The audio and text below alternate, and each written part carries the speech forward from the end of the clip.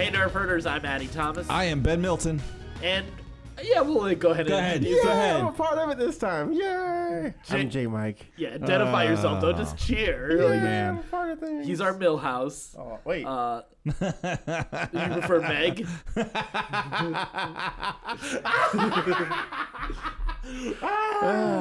Whatever. Shut up, I'll Meg. take While J-Mike's figuring out if he's a Meg or a Millhouse on BuzzFeed's latest, questionnaire, let me let you know about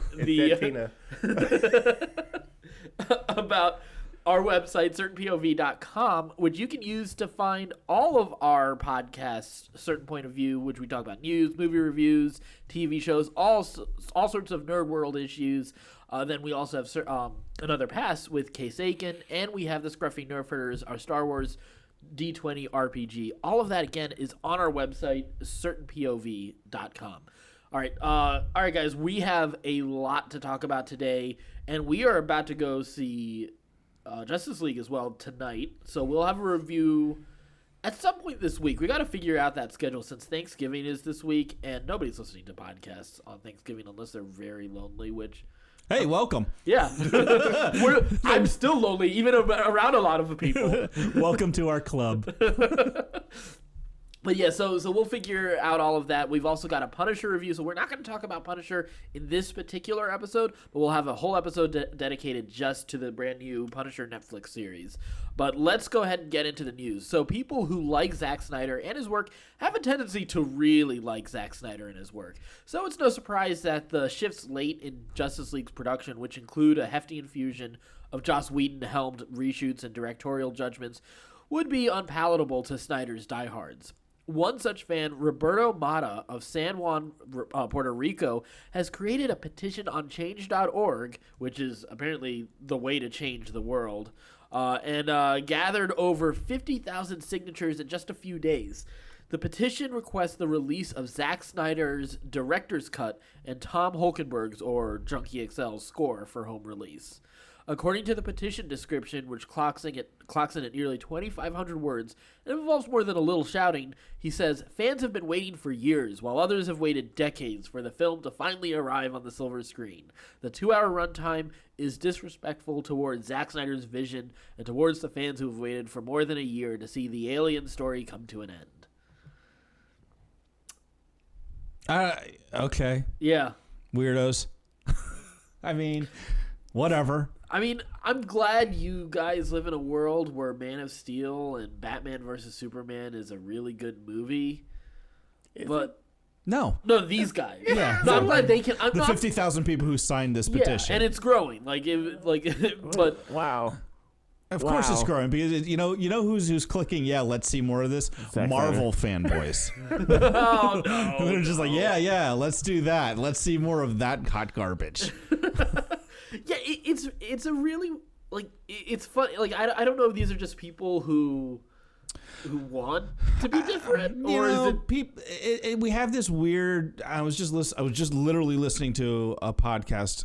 And this was one of the things they were talking about, which was like there's just like this weird thing happening on social media where like people are just angry, right? Yeah. Like that's just sort of like that, especially Twitter, right? Like that's like maybe the angriest place on the planet ever. Oh yeah. and people just like to bitch and people like to complain because they have basically fruitless lives. Like they're in these dead end shitty jobs that they don't necessarily love. They're, struggling to pay bills and life is either boring or hard or both. And so all of a sudden, like they're just trying to find an outlet. And so you give them the outlet of this entertainment that they really enjoy, and they're wondering, like, this becomes really obsessive to them. And so they obsess about this one thing because this is the one bright light of joy. And then if you start to tinker with that a little bit, now all of a sudden, like, all the other darkness of their life starts creeping it back into it. And they feel like you're taking this away from them. And this is how I view Superman fans. Well, I was thinking it's just I'm glad there's I'm glad there's some people who can enjoy this movie. I wasn't going that far into it, but I think it's a little unrealistic to expect a director's cut of the like this because Zack Snyder's director's cut for right, sure. because it was a little different with Batman versus Superman because Zack Snyder got to shepherd the movie all the way through, whereas this movie there's going to be out. Yeah. and there's going to be a lot of shots that just don't have the special effects work done, and it's going to cost way too much to finish effects work on a movie like this that is so heavily effects driven. Yeah. Especially as like Zack Snyder more so than any other. Really, right. Yeah, he really leans on the heavy effects to tell a story. So yeah, it's not going to happen. And you could sign, 500,000 people could sign that petition, it's not going to happen. It's not going to make it. So let's see. So then we also have the Wall Street Journal reports that Nintendo has made a deal with Illumination Entertainment, the animation studio that made Despicable Me movies, as well as the recent hit Sing and The Secret Life of Pets, to do an animated Mario movie. Of course, Nintendo is incredibly protective of their intellectual properties, especially after the disastrous '93 live-action Super Mario Brothers movie. They've made a great movie. All right, calm down. They've made Pokemon movies, but beyond that, rumors of movies based on Mario and The Legend of Zelda have been around for years. This is the video game company's first big move forward in a long time. Anybody excited about this? I am. No. Yeah, you guys are? I am. Really? I'm for it. You Yeah. are? Like, animation is where Mario belongs. Live action isn't where his should be. I'm a little surprised, though, they haven't pulled the trigger on a Legend of Zelda movie. Because of last time. What do you mean last time? It was like what happened last time with them? I'm I assuming think was there a directed DVDs type of deal? It's like a director VHS. Yeah, so it's been a while. And it was terrible. Well, yeah. I mean, it's par for the course. Yeah, but with this kind of there have also property. been really bad Spider-Man movies in before the 2000s. Yeah. Yeah. There were also some after the 2000s as well. But And let's not even get started with the X-Men. Well, like you said, they're very, very protective of their stuff. I don't know. Okay, I'm not. This is a property I'm not particularly interested in. You're excited. Why are you excited about this? Because I'm interested to see what that like. First off, that studio has put out some good movies, and Secret Life of Pets wasn't really that good. Sing but was better. Sing was great. I would not have put Sing in the great category. First off, you were the person who was talking about crying in that movie. Yeah. You cried in the previews for that movie. I did. Yeah. I wouldn't call it a great movie. Fun. It's okay. It's a good good movie. It's a good movie. Okay, it's not a great movie. Okay, yeah. I'm not talking. It's not Citizen Kane. All right. No. But even for like the animation genre, yeah, it's not great. Okay, it didn't it's not like it resets standards. Yeah, but it's good. It was a fun, enjoyable movie, Yeah. and I'd watch it again if it was on TV. No, I don't know that I would watch it again. Oh, you're such a liar. No, honestly, I would. I mean, it's on HBO or whatever. Like, I could watch it anytime I want. Yeah. I don't. Yeah. It's not a movie I would go back and watch. Wow. All right. It's good. It's a good movie. I'm glad I saw it. Well, leave that out. whatever. The Despicable Me movies, I totally loved. I haven't seen the third one, and Jmike is nodding on That's a podcast. not great. Yeah, that's great. Great verbal communication there, J. Mike. Don't waste your time. Jesus Christ. Your space. Baby steps, Jmike. Don't waste your time with that one. Anyway. Yeah, that one's not good. That's what it's okay. I'm all right with it. Well, Niantic, the company behind the mobile game Pokemon Go, has revealed that its follow-up game will take place within the wizarding world of J.K. Rowling's Harry Potter. And like its predecessor, the Harry Potter mobile game will also use augmented reality to integrate muggles from our world with the Fantastic Beasts and the rest of Rowling's magical creations. Fuck that. If we can't duel, I'm not interested. Yeah, they need to get that on board with Pokemon Go before they go any further. I don't want to play any kind of goddamn Harry Potter game where I can't try to kill somebody. Okay? If all I'm doing that's a little concerning. If all I'm doing is casting spells to catch more fucking magical beasts around the city, I'm not interested. Yeah. I'm not interested in the least. Yeah, the beast part. I haven't even seen the new Fantastic Beasts movie. Speaking of good movies that I don't need to see again, that's one of them. Sure. I'm not that big of a Harry Potter fan, but dueling would be the amazing, best. Exactly. especially I want to augmented- fight. Yeah, I want to fight in an augmented. I want to be walking down the street, see you, catch your eye, and we both the know alert pops up in this is just gonna happen. It's on. It's who can grab their phone the fastest and cast the spell. Yeah. And in an augmented reality world, that's all I want. I don't want Fantastic Beasts. How about we just fix Pokemon Go first. I agree. I'm on that Before train. we I do agree. Anything else? Let's just fix and finish Pokemon and I Go. like Harry Potter more than I like Pokemon. Right. So, but let's fix Pokemon Go. Yeah, and I know there's a diehard group of fans out for Pokemon Oh, there's going to Go. be a shit ton of people that sign up for this Harry Potter game, though. Of course, it'll be insane. Like I think it'll outdo the Pokemon Go. I wouldn't go that far. I don't think you realize Globally? Globally, yeah. I don't know, dude. I don't know about globally because You don't think so? the Asian market for Pokemon, It's massive. It is, but that's really where it's happening. Like, that thing is still happening. you don't think Harry Potter's going to generate that kind of like diehard? It'll be be huge. Remember how huge. many people who weren't even into Pokemon were also signing up for that? Think about the diehard, like how diehard Harry Potter fans are about their okay, but are you communities. gonna have that same effect where like people who aren't Potter fans are signing up to play it? That's what I feel. I don't feel like it is because I feel like it's just a rehash of Pokemon Go, and they're gonna look at it and they go, figure it out pretty quick. I've already played Pokemon Go. And Why am I catching fantastic beasts? Yeah. Yeah, that doesn't make Well, all. not catching muggles, but That's not cool, dude. You That's don't- not cool. you don't know That's your- that's still racist. slavery. Yeah. That's what happened to your people. Wow, not okay, guys. Not okay. That's not We're this already show. losing credibility as a nerd show. Thanks, Jmike. Jeez, I didn't watch the movie. read a book. Words are hard.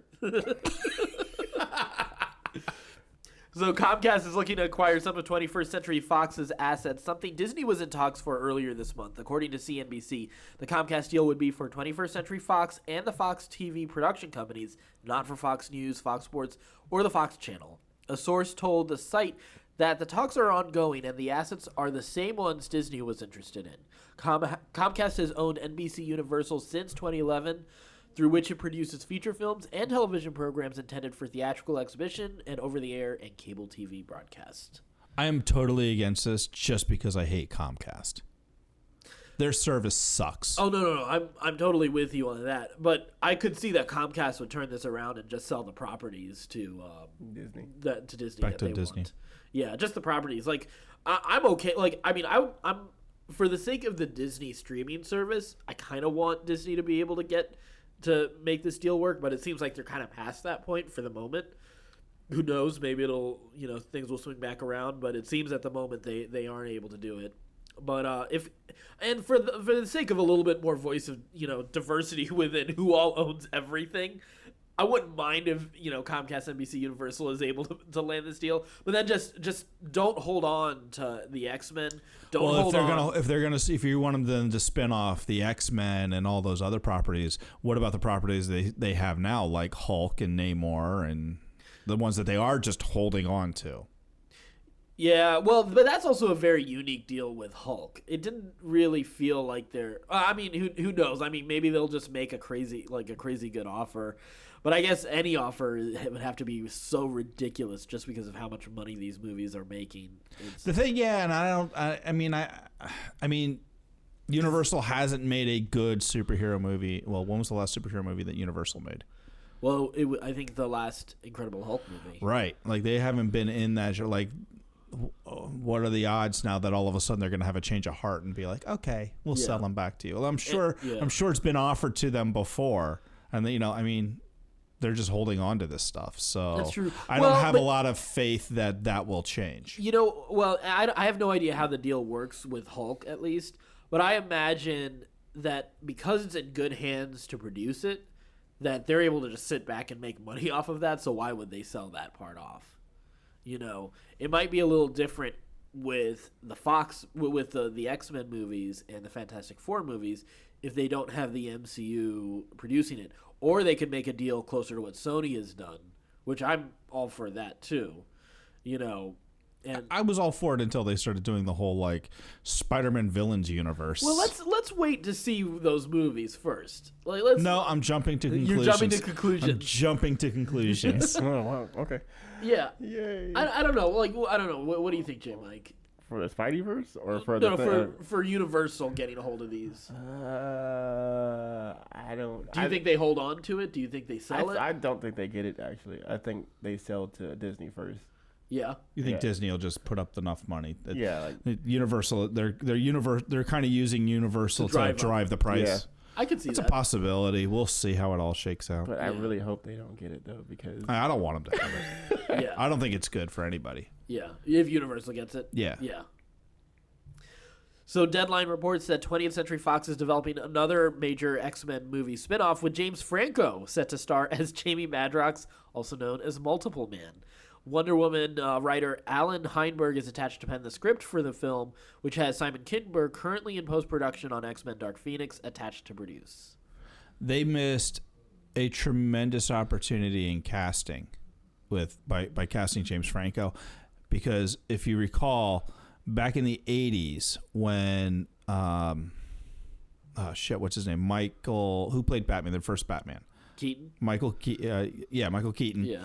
He was a comedian, and he did a bunch of comedies, and he did a movie called Multiplicity, which is essentially the same character, where he was just like, he was able to multiply himself and do all these other things. Yeah. They should have recast him into this role and just redone the movie. It would have been brilliant.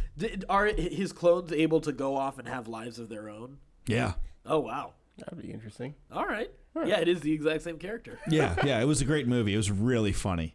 Really funny. So the news that Warner Brothers and Amazon are now working on a Lord of the Rings series came out as a bit of a surprise, since it had been widely assumed that Christopher Tolkien would never give the rights again to anybody else. It's now come out that Tolkien, who has safeguarded the rights of his father, J.R.R. Tolkien's work, recently resigned as director of the Tolkien estate, signifying a major change on the horizon for adaptations of Tolkien's work. Christopher Tolkien was notoriously protective of the rights to his father's work and wasn't interested in expanding the franchise. Reportedly, he hated the Peter Jackson movies. You know what that says? You get a Tolkien movie. You get a Tolkien movie. You get a Tolkien movie. Yeah. Everybody's gonna do Tolkien now. They're gonna cash in on this thing. Yeah, this one's gonna be a little bit scary to see what all they come up with. I mean, I'm for the Amazon stuff right now, but as this opens up, This is where you really need a company like a Disney or a Universal or somebody to step in and just buy the IP. yes, And just have control, like Warner Brothers is never gonna sell it. Well, do they own the IP? Yeah. They own the whole thing. Warner Brothers Yeah. owns the whole thing now. Yep. Okay, great. Then it's in good hands. Yeah. It is? Said no one ever. What do you mean?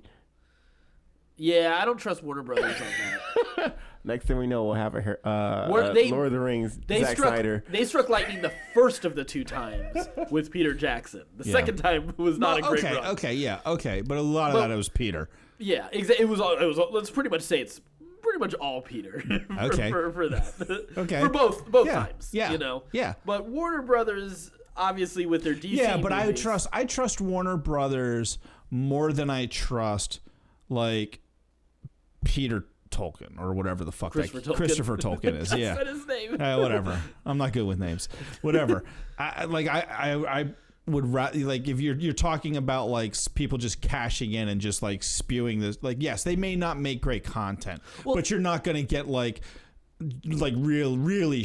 Well, you probably will get. Really I think that's where stuff. Tolkien, though, Christopher Tolkien was a little bit of the wall between some of those shitty things happening, you know, because it's not like even while they had like partial rights to it, he was still able to like go with the Jackson version, But you know what? Go.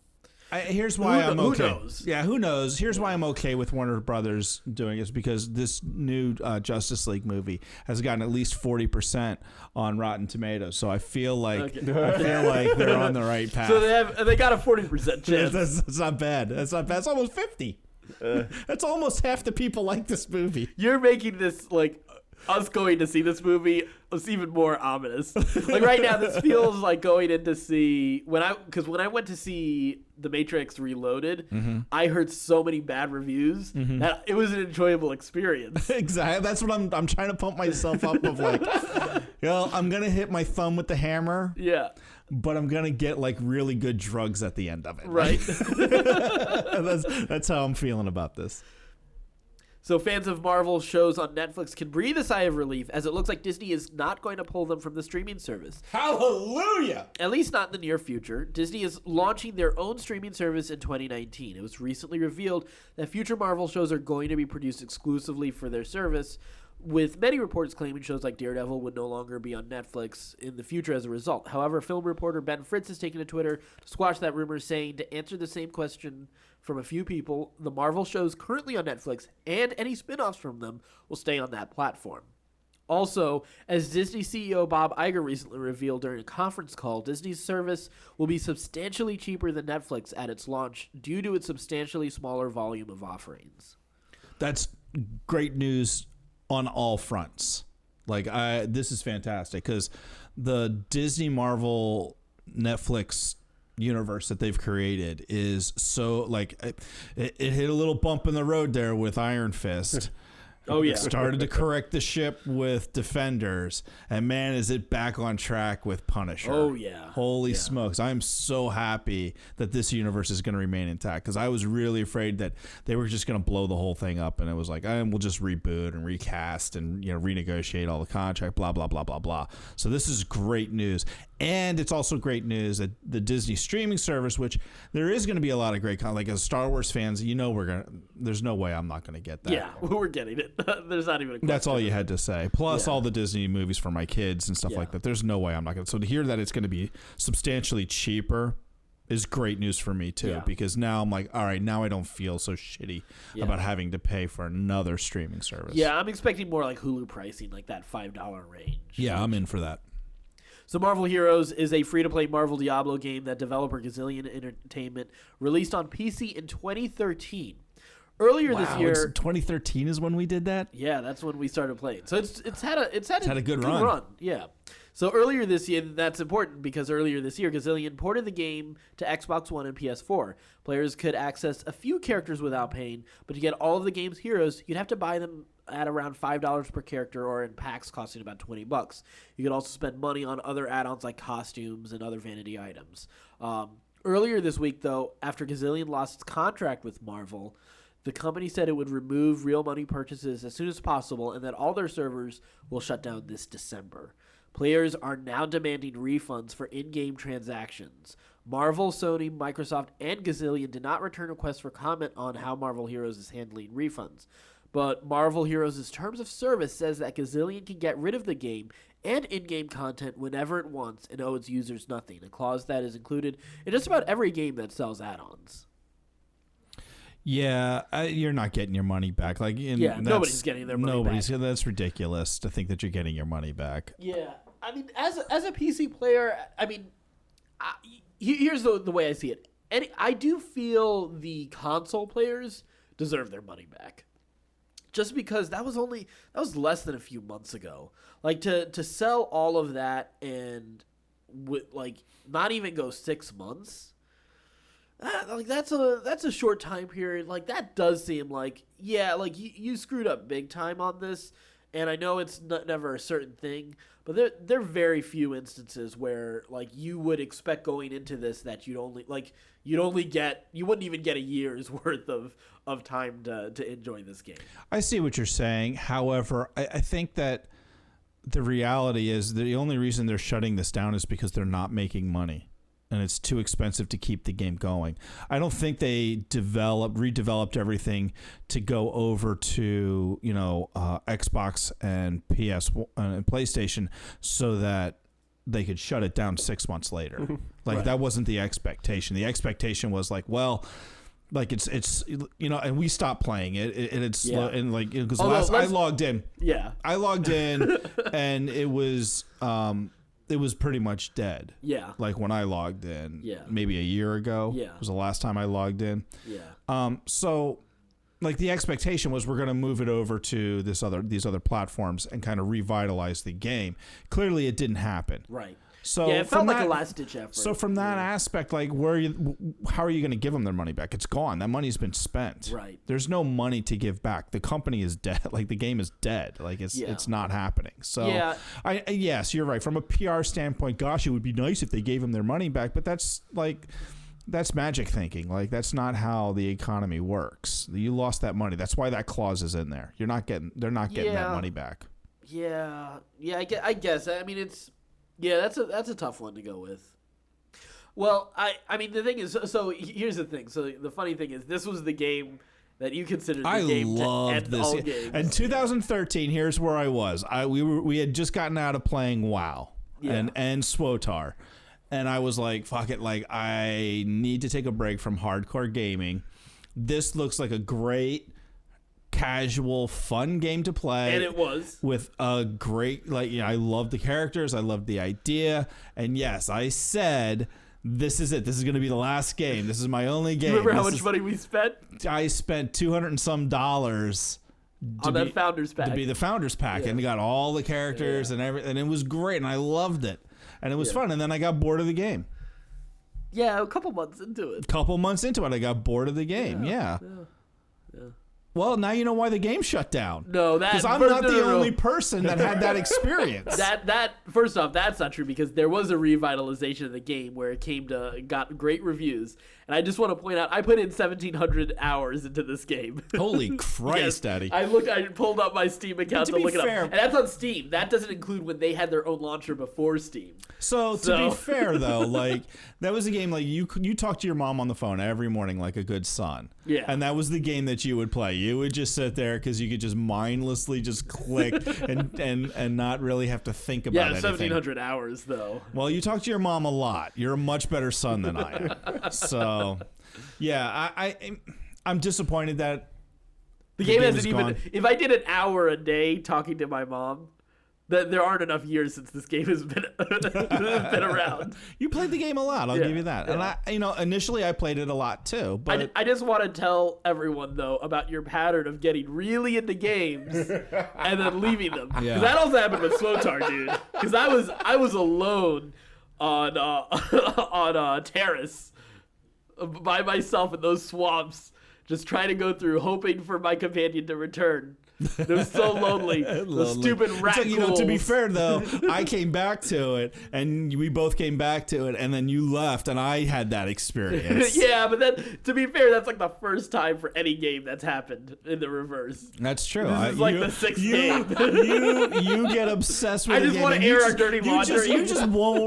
You won't admit when something's over. Like, you just won't let it die. And that, and when it comes to games, like, you'll hang in there a hell of a lot longer than anybody. You played Rift, for God's sakes. No, that's true, but you're the guy who also was like, oh, let's go back to Star Wars: The Old Republic and go back to Guild Wars. I would love to go back to Guild Wars. It looks amazing. Okay. That's a fun game. There's so much about that game I really like. Wasn't he also the first one to come back to WoW for Of course he was. Warlords of Draenor and not tell us? Yeah, because we were like, is Ben logged in? What is this? What are you guys spying on me? What's going on? Hey guys, what's going on? Are you playing WoW? Yeah. Maybe. Alt F4. Yeah, I mean, I'm a fickle gamer. I'll admit it. I have no problem with that. 5 minutes into the game, this sucks. I quit. I don't want to play anymore. Very fickle. Just want to air that out for everybody. I've been meaning to have an intervention for you. Bring it. I need to quit gaming. It's taking up too much time. Well, Grammy winner and Academy Award nominated composer Danny Elfman has some sharp words for studios and creators who abandon old superhero themes. Elfman, who was recently called in by Joss Whedon to score Justice League after Snyder and his composer of choice, Junkie XL, left the project, said the whole concept that every time a superhero franchise is rebooted with a new director, then you have to start the music from scratch is a bullshit idea. It's only for the ego of the director.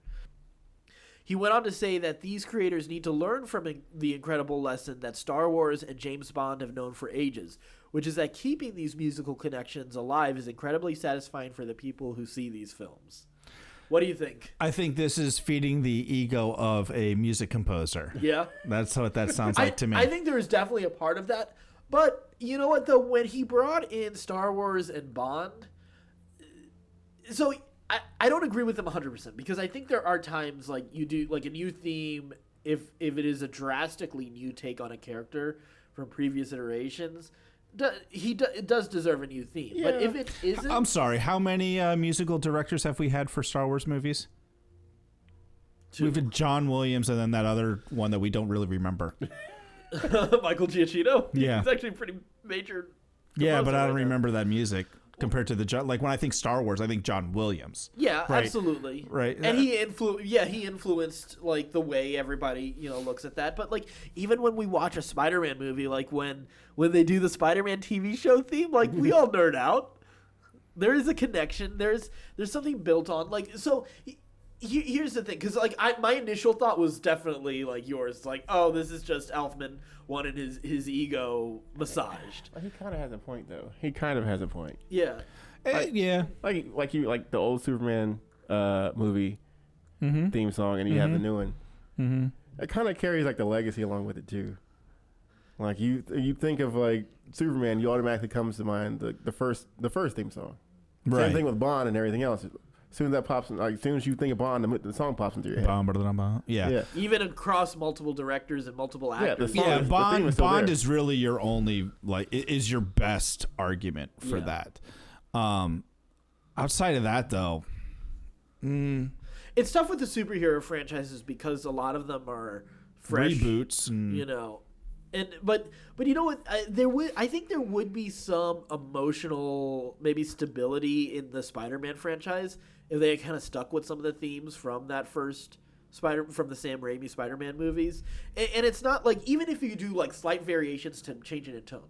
Perfect example, and it's again using an Elfman theme. Well, again, also Spider-Man was his because he did the Sam Raimi Spider-Man movies, but his Batman theme for the 89 Batman, it's a great theme, but then the animated series took that theme and then redid it just enough to fit. Yeah, they did. Oh, it's the same vein, but they adjusted enough so that it fits the tone of that show, which is definitely a darker take. Not, it's not the same totally as Danny Elfman's movies. Weird Tim Burton guy. Tim Burton. Yeah. It's not the same feel as those movies, but it still feels like, oh yeah, this is a Batman story. I think there would be something cool. Like imagine if the X-Men movies kind of reinvented that the X-Men animated show. Yeah. But do it in a way to adapt it. It's the hints. Even when Hans Zimmer did, like, I don't like Man of Steel, but the Man of Steel soundtrack is actually really good, and they take like some of the cues from the John Williams theme, and even if they don't like reproduce it beat for beat, it still kind of evokes some of those same feelings in those moments when they use that theme. So I think there is, like, just from a creative standpoint, like, there is, you're able to do some of that work. You're able to do some of that work because largely people really like the Superman movie, that first Superman movie, the first Christopher Reeve right? movie, And people think, enough time has passed that they forget about the other, the crappy other ones. really bad ones, and so they're like, oh, that first Superman movie was really good, and we remember the theme song from that. Same thing with the Tim Burton Batman movie. Yeah. Like, that first Batman movie was really good. The second one, like, was kind of a mess, and the third one was a total disaster. And third and fourth, yeah. Right. So, like, you got to give that 20 years for that to work, because if you're rebooting your X-Men universe every 10 years, if that, every 7 years, like, do you really like that you don't want to be tied to that failed universe? Well, so that that Batman theme that was heavily inspired by Elfman's theme was used on the animated series during those really bad Batman movie years. Right. So it's happening sequentially. So you can kind of excuse that. Okay. Right. But if you're doing a full on reboot, and it's also going to a different medium too. Right. But if you're talking about movie for movie, and you just had Spider-Man 3, which everybody hated. Yeah. Like, you don't want to be tied to that music. That's true. 5 years later when you're trying to reboot your property. Yeah. Like, there is still there's a negative connotation to that too. You have to take that into account. That's true. Yeah, I guess that's a tough choice. I guess if a theme is iconic enough, it's worth building off of. So if it's iconic enough and successful, and the movies are successful enough. Yeah. Do you think even though Spider-Man 3 was so bad, but Spider-Man 1 and 2 were good? If you had waited 20 years, if you waited, he could have got away with it. Yeah, absolutely. And we may see that. We may eventually see that music brought back into the Spider-Man universe, and you may see it in like the villain universe or whatever, brought into it. Since enough time has now passed where people are like, oh, like you know how like there's a nostalgia factor of like, oh, you know, I remember when that movie, I really liked that movie, you know, so the member berries, yeah. And so there's that aspect of it, and I think that plays a big role into it. I don't think it's as simple as Elfman is saying of just like, oh, it's just these directors just jerking off to their own ego to get, you know, new music and make it their own. I think there's a legitimate, like, music is such an integral part of the storytelling of movies that I think it's difficult to separate it from bad movies without enough time going by where you kind of forget about the music being in those bad movies. All right, well, let's go ahead and get into the TV shows for the week. We have far fewer this week, especially as we're getting closer to the holidays. Let's kick it off with, this time we have 2 episodes that you had to watch for The Gifted. So what were your thoughts? I love it. Yeah. So good. I like that they're deepening the mystery. We're starting to see sort of the shadow organization. And we got a huge reveal that Trask Company is connected to this. So another big sort of name, big X-Men universe name is we got Trask's name in here. So like this is definitely checking a lot of the boxes that, you know, you'd want. Kind of, and retelling the story. Like I heard somebody though complain like, oh, why is it, you know, what are they doing with the striker kids? Like that doesn't make sense. That's not the way it was in the comic book. And I was like, oh, for crying out loud, we're retelling the mythology. Let it go. Like if anything, we may get something really cool with that. Like I think it's really, I actually am really intrigued why they chose the Struckers. So I do know that they've cast 2 other Strucker kids that are supposed to show up at some point this season. Yeah, I think next week. I think so. I think you're tonight. Right. Yeah, exactly. So yeah, we'll see what that how that universe comes into play. But you know, this was part of a deal that Fox made with Marvel Disney to get some of these characters to be able to use them. So yes, Strucker doesn't really have anything to do with mutants. You know, he's usually part of Hydra. So, who knows where this connection could come in, but it could end up being a really cool use of these characters and come into a really interesting way to tie back into like these or other organizations. I also thought it was interesting that they have said that the X-Men are gone. Yeah. You know, I assume that we're going to see, I don't know. I would be fine if, well, what do you think? Do you think we need to see the X-Men at some point in this series? Not season 1. Obviously, that would be way too soon. But do you think you would like to find out, like, exactly what happened to the X-Men and the Brotherhood? Not necessarily exactly, but more like they suddenly show up. They've been in hiding and underground, and they're coming a little bit stronger as sort of, you know, a more, you know, rebellious, not so much a cooperative unit with everybody. Like that they come out of hiding type of thing. No, I don't think I want to see that. Based upon the world that they've created that we know about so far, no, because I don't think that makes a lot of sense. I kind of like it just like this being it. Like this is what it's like now. This is the war. You know, the X-Men and the Brotherhood started the war, right? And it's left to everybody else to kind of pick up the pieces, and that's what we're left with. I like these characters enough that I don't want, like, I'm not jonesing of like, oh God, I hope they bring Storm in. You know, like last thing, like I don't want it to turn into Gotham. You know, where that's fair. Yeah. Where he was like, oh, it's the hero of the week. Like, oh, look, which X-Men are we meeting this week? On a very bad budget. Yeah. Yes, I don't want to. I kind of don't want to see. I kind of am enjoying the ride and learning the family drama side of it. Yeah. and about these different mutants and stuff like that. Like there's plenty of mutants that are like side characters now that I want to learn more about. Yeah. More than right now than I want to see like a Wolverine or a Cyclops show up. Yeah. Like I'm really enjoying this. Well, yeah, I could see Wolverine or Cyclops not really showing up for this. I was about to say, what if Jubilee was the new leader? Oh God. Well, it would fit because her power, like, that's the thing. Like, the X-Men proper, like, traditionally, like, their power sets are so strong. Yeah, and hers aren't. Yeah, that it would really upset the balance of that TV show if they were there regularly. Right. Yeah, Wolverine would be a game changer. Yeah, you can't. You just don't. Colossus.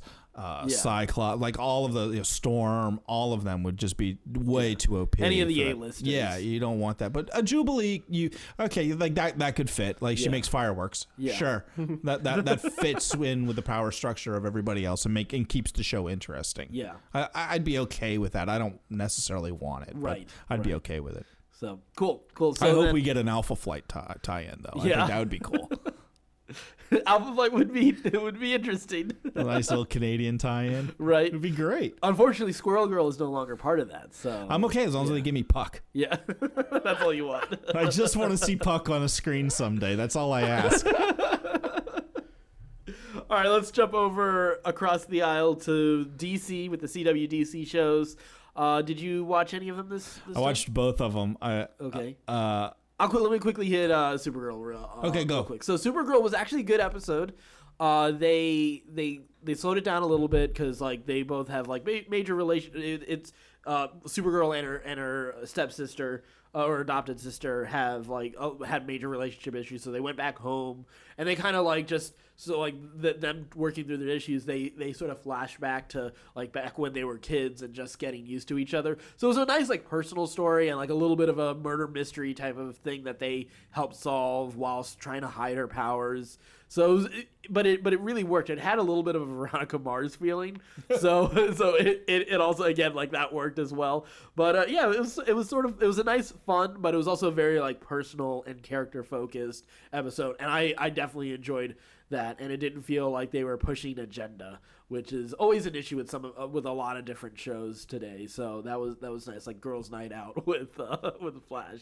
So Flash, what did you? I don't remember it. That's how good it was. Couldn't tell you anything about it. The A story didn't do a lot for me. So this was sort of. Wait, which one was this one? For Flash, it was the Flash sort of mentoring Plastic Man. Oh, yeah. But the B story I enjoyed. I mean, it was just goofy. It was the Council of Wells. Oh, yeah. Now I remember it. Yeah, the B story was definitely the highlight of this episode, for sure. Yeah, as long the more roles you give Tom Cavanaugh on this show, like make him everybody on this show. Yeah, he's fantastic. He's so good. I love his podcast, by the way. Have you listened to his podcast? Is it the Candy one? Yes. Yeah, I have listened to it a long time ago. I need to listen to it again. I need to resubscribe. It's brilliant. It's really fun. It's really fun where they just review. They eat a piece of candy and they review it, and then review that candy. And they go off on all sorts of tangents. It's hilarious. It's like an hour long for a piece of candy. It's genius. Yeah, the show, that episode was fairly. It was better than the previous week. Yes, yeah, but that's like saying getting punched in the nose is getting better than getting punched in the balls. I think this wasn't a punch in the nose, but it just wasn't. It wasn't a great episode. It wasn't memorable. It wasn't particularly memorable. Yeah. Plastic Man. I like Flash, and it's whimsical and it's fun. But it can't decide if it wants to be like a serious superhero show that's but still entertaining, or if it wants to be Legends of Tomorrow. See, but I've been okay with that especially in season 1. That worked for me because it knew when to get personal and it knew when to pull back and have fun. But it like I said, that first season had a great balance of that. Right, this season doesn't. No, and seasons 2 and onwards haven't. They've had interesting characters. I think the problem has been, and I think they thought they tried to address this by writing Wally off the show, but then they just put in Plastic Man into that spot. So it was odd. Like I think they needed to get back to Barry and just Iris Barry, and shrink the team and Joe, and they've done some team shrinking, obviously, guy who used to play the Flash, John Wesley Shipp, who played his dad and got killed in, I believe, season 2, I think. So they've reduced it a little bit.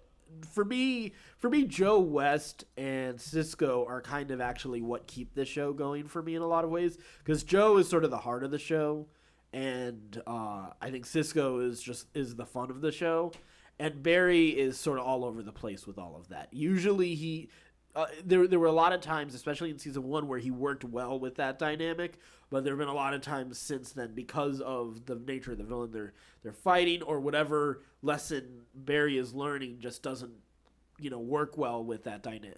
Doesn't always work well with that dynamic. This week was one of those weeks, but I think Plastic Man was a weird rush in here. They did the same thing with Ray Palmer and the Atom. They introduced him on Arrow, but then they brought him over for the Flash for a little bit, and Firestorm they also introduced on the Flash and spun him out. So I get how they're using Arrow and Flash sort of as factories almost to spin out these characters. Yeah. And I don't fault them for that, but it does throw off their own shows for a while they're creating these other characters. And Plastic Man isn't helping Flash right now. If he joins, he's so corny. They should have just introduced him.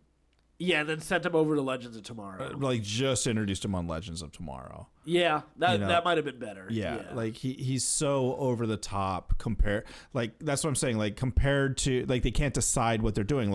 Everybody else is playing a fairly serious, role in an episode, and then Plastic Man is this really over the top, cheesy, right? Goofy character, and it's not meshing well for me. That this season's not it's slowly losing my interest as time goes on. Yeah. Then we had Legends of Tomorrow. Fun, just goofy ass fun. Helen of Troy, man, and old school Hollywood is just genius. It's so funny. I was disappointed based on what I know about Legends of Tomorrow, with White Canary kissing every chick she ever ran into. Right? That she doesn't make a pass at Helen of Troy. I was completely really shocking to me. I get that Helen of Troy's, power is over men mostly, was sort of the thing that they were going for. Right, but she's still banging hot. Right, I was totally expecting her to also be seduced by Helen of Troy. I was too. I was really, really bummed by that. I thought that was a really odd choice. I did love the end, though. Where they drop her off at Themyscira? Yeah, I've never been more excited to see that shithole island. That was awesome. Yeah, I thought that was a cool twist on that. Yeah. So then we had Legends Tomorrow, and then Arrow also happened last week, and I could barely pay attention to it unless Deathstroke was on screen, and he was there for a lot of the story.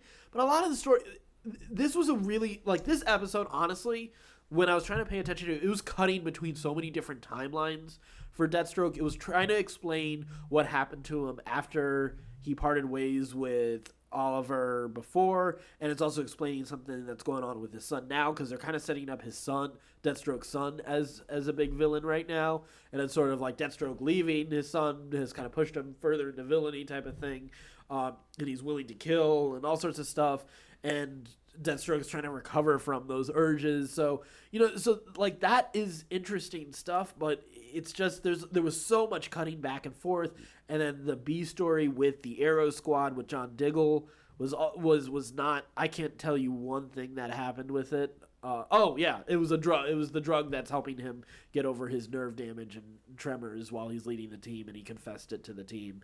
So on paper, it's good material, but it's just lacking a lot of execution right now. And that's been Arrow's story for a while. Honestly, I kind of want them to just wrap up Arrow, and I would like a Deathstroke series. I think Manu Bennett, first off, has been a great Deathstroke. He was one of the best things about Arrow from the beginning, and without him, it's always been a little lackluster.